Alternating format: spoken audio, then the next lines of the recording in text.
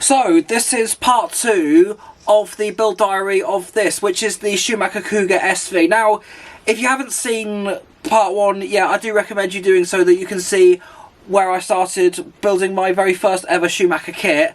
Schumacher is a brand that I've been longing to try for quite some time, and I finally got around to doing it. And this was quite a rare opportunity because the Cougar SV, it was discontinued, and getting a hold of one brand new was either incredibly difficult or just going to be impossible. When I saw this on sale for less than £200 at Hereford Model Centre, I just couldn't pass on the opportunity while I had the money in my bank account. So the car itself pretty much done. Now, next phase is practically all that's left is to pick up from where I left off, and that was with the body and the spoiler. So on that note, let's go back and pick up from where we left off on my build diary for the Cougar SV. I just hiccuped then, I'm not going to bother doing another take because I've done too much as it is. But anyway, let's carry on. Okay, so the first step of the body and the spoiler. Now, I don't know if I have mentioned this already in the video because of the time frame that I'm actually filming this in, and the amount of days it has taken to film this video.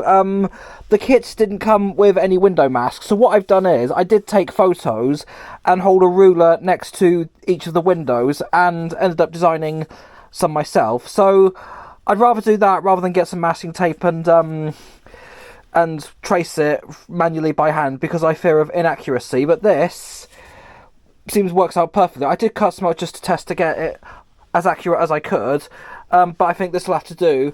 So I've got the body reamer on hand. I did also print out some spares just in case I do need to get hold of a new Cougar SV body, given that they are easy to get by the time I do need a new one, or should I need a new one. So I've got the body reamer at the hand, window masks, in fact, there, I needed some scissors to cut the window masks out. So, time to get the body and the spoiler prepped for painting. So with that, it's pretty much prepped and ready to be painted. Now, the scheme and technique that I'm going to use for painting this, I'm not going to include it in this video because I do actually have a few videos showing how I do this method on camera, so I'd rather give traction over to those videos, but also because this one is actually going to be a lot longer of a watch because the runtime is long enough as it is, and I'm editing the video while filming this. So, here we go, switch over to phase 1 of the painting process. So this is interesting. The camera decided not to record audio for some weird reason, but here it is. This is all the paint splats done. Decided to go with a mixture of like blue, green, orange and yellow. I would have liked to have had red, but I didn't have any stuff, and the stuff that I did have is just completely dried out and wouldn't work for this. So what I'm going to paint it in with is Core RC colour. Now, the reason I go for this stuff is because you've got this, which is 150 millilitres, whereas the Tamiya paints are 100 millilitres, and when you compare the cost per milliliter, Core RC typically works out better value. So that's the stuff that I'm going to be filling out with the whites, and once that's done, I'm going to be backing it up with, hopefully it won't be too long actually to bring it into the camera. Oh, there it is. So that's the stuff I'm going to be finishing it off with once I've sprayed it, which is High Coat Clear Lacquer. Now, I have used this stuff on a lot of my off-road stuff, and it works really well and protects it really nicely. I'm going to have to keep quiet because it's like literally 1 o'clock in the morning and I just haven't been able to shoot the audio until today. Now, because I've ended up making this a two-parter, I've decided to actually film the process and include it in this video so that it adds to the runtime and helps me out a little bit. So with the body and the spoiler being splattered, let's take them over to the garden and get them sprayed. Okay, so I have absolutely no idea how the audio and video is going to pan out because, as you can see, I've got the head mount over the respirator. This is literally the best one that I've got kicking off, so it might be overkill, but given that I need one for spray painting, this is the best I've got. Anyway, I'm going to get this thing on my head giving the paint a good shake up. Let's see how this goes down. Now normally I would use a dust cover. I'm going to talk a bit slowly so that you can understand me, and hopefully I won't have to put subtitles over there. But an order from MB Models came in there, which is actually pretty handy. Now in terms of what came in this, I'll save that for another video. I don't know about next week, but it will be definitely another video moving forward. Anyhow, giving the paint a good shake up. Here we go.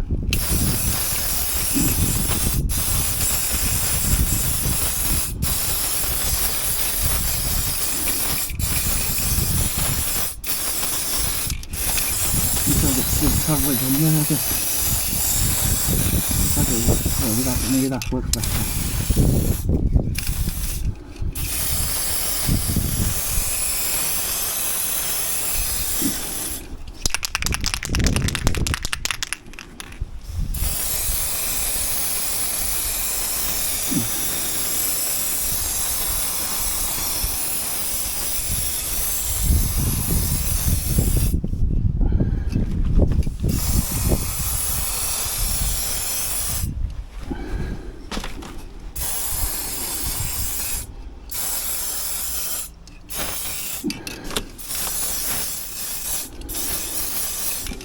Right, so that's the first layer done. So, gonna leave the respirator on. I won't continue filming from here on because this is going to be a bit too long of a watch. I saw a bit of white paint dripping, so that's not a good sign. But I'll stop recording there, and then I'll start recording again when I get to the clear coat.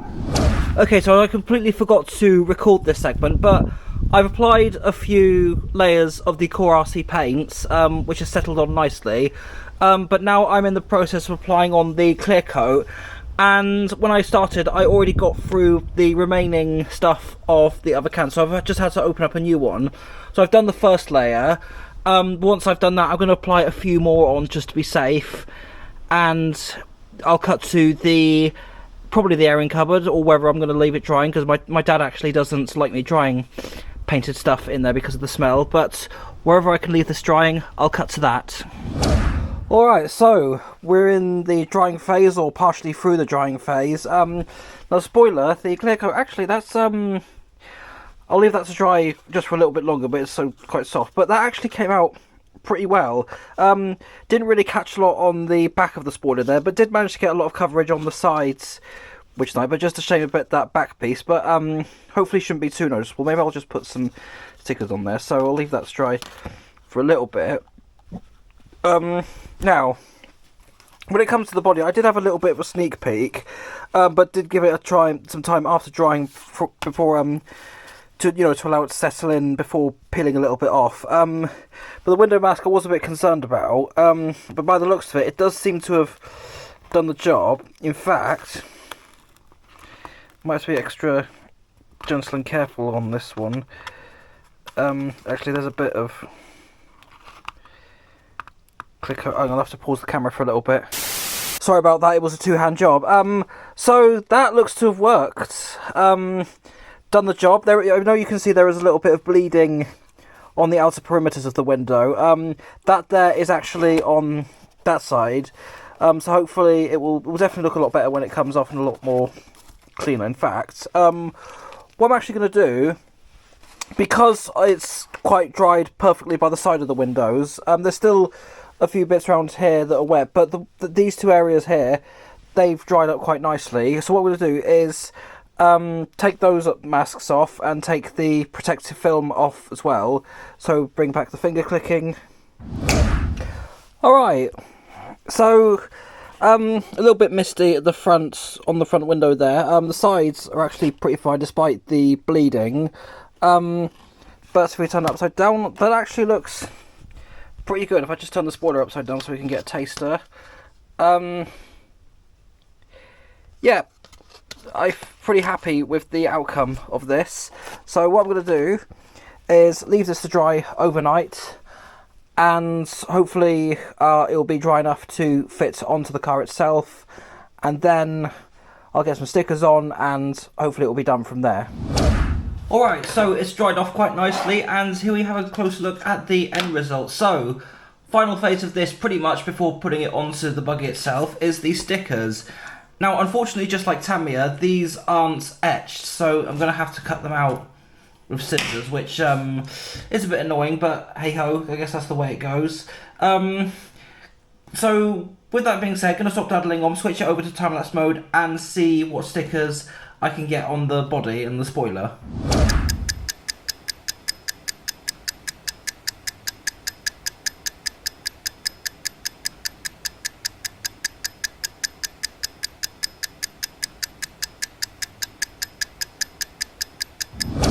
So, with that being done, I've got about as much sticker coverage as I can. Still got quite a handful left. So there's one thing to do now. So I'll just take these body clips off. And with the spoiler already fitted on the body, so we've got a taste of what it could look like. So, no, I've completely forgotten how slightly awkward it is to get on. So I'll just...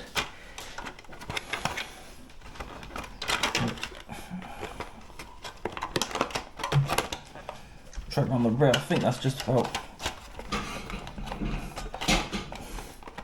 might have to speed this up.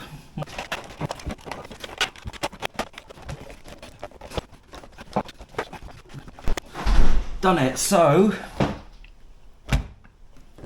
there you have it. I'll actually take this off the kitchen table because my dad needs to use this for his hand exercises, but I'll get a bit better video in the garage where the lighting will also be a lot better.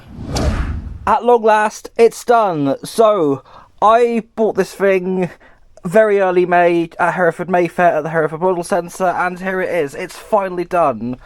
I have no idea how long it's been sat in the shop shelf in there, but I finally breathed some life into it, and it's fully done. It's ready to run, just about ready to race. Just need to look into different tyres first, because I'm not quite sure these will fare out quite fair onto the track.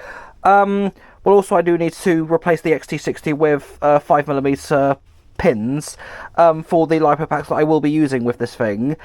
Now, I will be giving it a little bit of a test, but I've got to get ready for my part-time work at the office, and also it's a little bit wet outside. It has been raining where I've been, but the ground hasn't quite dried up. So what I'm going to do is, the weather should be better tomorrow, so with a bit of luck, I'll be able to test this thing out now it's been completed, and let's cut to the test. Right, so after doing a couple of brief tests on my patio, the gears were a little bit crunchy. I did put some WD-40 on the pinion gear and the drive gear there, which seems to improve. I'll just turn the transmitter on, stop the beeping. But it actually drives nicely so far. Now, because it's an off-road class, I've brought it to my local playing fields. The grass is cut short, which is great, but as you can see, it has really, really, really dried out. So hopefully I won't get too much grass in this thing. I'll just go a bit lightly on the control just to be safe. So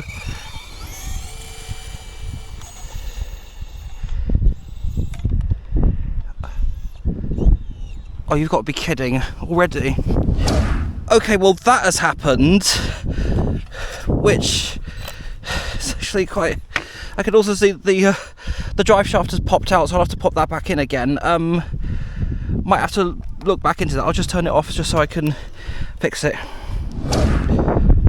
Okay, so this is where I'm at. So the drive shaft has popped out, but also there's another problem, which, as you can see, something just doesn't sound right.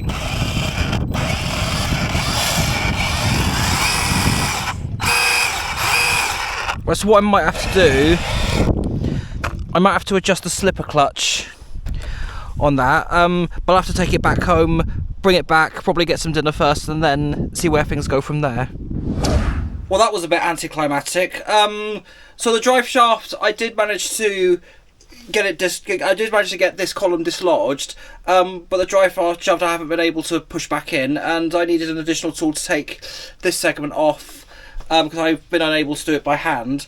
But in terms of what could have caused this, didn't really want to talk about this, but the shocks have been leaking. And that's weird, because I did follow the instructions very carefully, and yet still, it was just pouring out. And if I show you literally just right here, when I push down on both ends, you can see that the suspension performance has made that pretty evident that there's no oil in the shocks. And if I turn it upside down, the camera didn't really pick it up this well. Couldn't tell on the small screen, but you can probably see some of the oil from where it has leaked. So until then, I do need to take a look at the slipper clutch and get some oil. I probably have to take the whole shocks apart and redo them just to double check if there was anything I've actually done wrong. So I didn't really want to leave it there for this video, but I'm going to have to, because I'll need to take the shocks off. I won't be able to get this video done in time for the next day otherwise.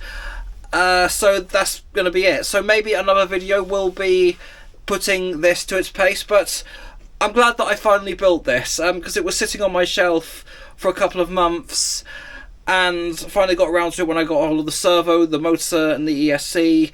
And I do not know how long it's been sat in Hereford Model Centre for, but I'm finally glad to have breathed some life into this, which was quite a rare chance, and I'm kind of glad that I leaped at the opportunity. Now, in terms of racing with this, I am going to look into, hopefully there's a version of the steering hubs where I can use hex hubs, and I'll be able to use some 12mm hubs with a 5mm bore on this, because I can't use the ones with the 4mm bore. But other than that, I think I'm going to leave it there for this video. So that was part 2 of the build diary of the Cougar SV. Thank you so much for watching. Not quite sure if I will have anything for next week's video actually, but whatever I do upload next, I'll see you then.